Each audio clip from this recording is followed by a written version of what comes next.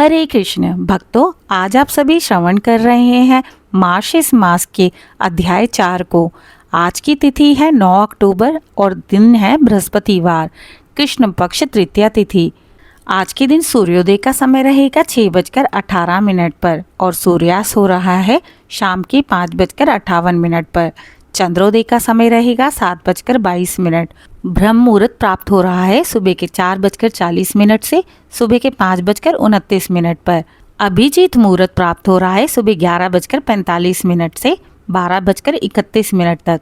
गोधूली मुहूर्त रहेगा शाम के 5:58 से 6:23 तक। आज राहु काल का समय रहेगा दोपहर 1:36 से दोपहर के 3:03 तक। आइए भक्तों, आज की कथा का आरंभ करते हैं। आज की कथा में हम सुनेंगे अत्यंत पवित्र और प्रेममय कथा, जब द्वारकाधीश श्री कृष्ण ने विदर्भ की राजकुमारी रुक्मिणी से विवाह किया। यह विवाह केवल दो आत्माओं का नहीं, बल्कि भक्ति और भगवान के मिलन का प्रतीक है। कहा जाता है इस कथा को मार्गशीर्ष मास में अगर सुना जाए तो ये अत्यंत शुभ मानी गई है। यह शुभ विवाह मार्गशीर्ष मास में संपन्न हुआ था और आज भी इस मास में रुक्मिणी कृष्ण की पूजा करने से जीवन में प्रेम, सौभाग्य और समृद्धि बनी रहती है। तो आइए भक्तों, भक्ति भाव से सुनते हैं रुक्मिणी विवाह की पौराणिक कथा। जय श्री कृष्ण, जय रुक्मिणी माता। बहुत समय पहले विदर्भ देश में भीष्मक नामक एक धर्मात्मा राजा राज्य करते थे। उनकी एक सुंदर, शीलवान, भगवत भक्त पुत्री थी रुक्मिणी। रुक्मिणी बचपन से ही भगवान विष्णु की उपासक थीं। हर दिन तुलसी के पास दीपक जलाकर ओम नमो भगवते वासुदेवाय मंत्र का जप करती थी।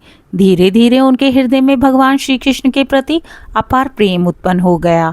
वह अपने मन से प्रतिज्ञा कर चुकी थी कि मैं श्री कृष्ण को ही अपना पति मानूंगी, चाहे मुझे इसके लिए कोई भी कठिनाई क्यों ना सहनी पड़े। जब रुक्मिणी विवाह योग्य हुई, राजा भीष्मक ने यह जानकर प्रसन्नता जताई कि उनकी पुत्री भगवान श्री कृष्ण को मन से चाहती हैं। परंतु उनका पुत्र रुक्मी, जो कृष्ण का विरोधी था, कंस और शिशुपाल का मित्र था, उसने पिता से कहा, पिता, मैं रुक्मिणी का विवाह शिशुपाल से करवाऊंगा, क्योंकि वह हमारे कुल का योग्य वर है, ना कि श्री कृष्ण। भीष्मक दुखी हो गए, पर पुत्र के भय से मौन रहे। विवाह की तैयारी शिशुपाल के साथ प्रारंभ हो गई। जब रुक्मिणी को यह समाचार प्राप्त हुआ तो उन्होंने अपने विश्वसनीय ब्राह्मण को बुलाया और रोते हुए कहा, हे पूज्य ब्राह्मण देव, आप द्वारका जाइए और मेरे आराध्य श्री कृष्ण से कहिए, यदि वे सच्चे प्रभु हैं तो मुझे शिशुपाल के बंधन से मुक्त करें। मैंने उन्हें ही पति रूप में स्वीकार किया है। विवाह का मुहूर्त मार्गशीर्ष मास की 12वीं तिथि का है। कृपया वे आकर मुझे मंदिर से अपने साथ ले जाएं।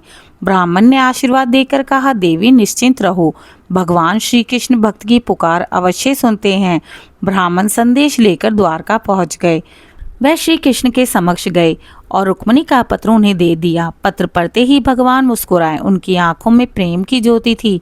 उन्होंने कहा, जो भक्त सच्चे मन से पुकारे उनकी रक्षा करना मेरा धर्म है।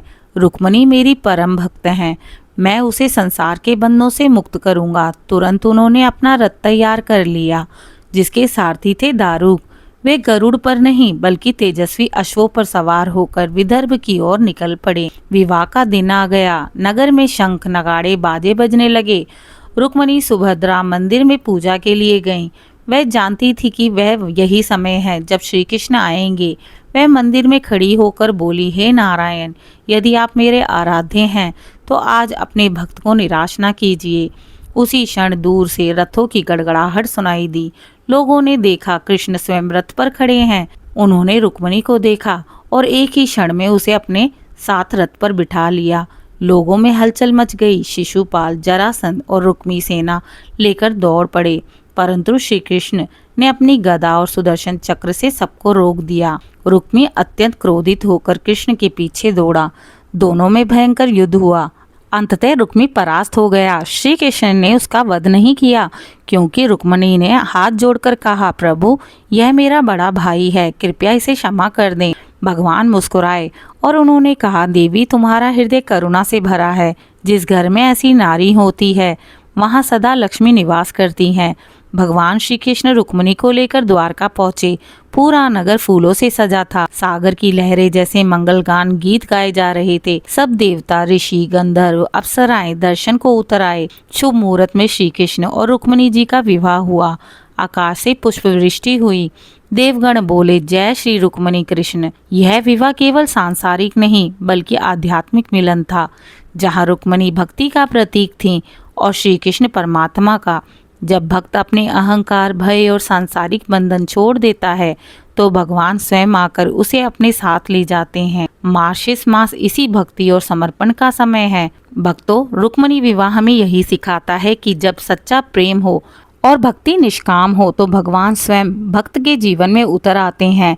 इस मार्गशीर्ष मास में यदि हम रुक्मिणी कृष्ण का नाम ले और इनकी कथा भक्ति भाव से सुने तो हमारे जीवन में भी सौभाग्य, शांति और प्रेम का प्रवेश होगा। जय श्री कृष्ण, जय रुक्मिणी माता। भक्तों, अगर आज का अध्याय आप सभी को पसंद आया हो तो दिशा स्पिरिचुअल चैनल को सब्सक्राइब कर लें और अपने प्रियजनों से साझा करें और इस चैनल को लाइक करें और अपना समर्थन दें। कल आपसे मिलेंगे अगली कथा श्रृंखला में।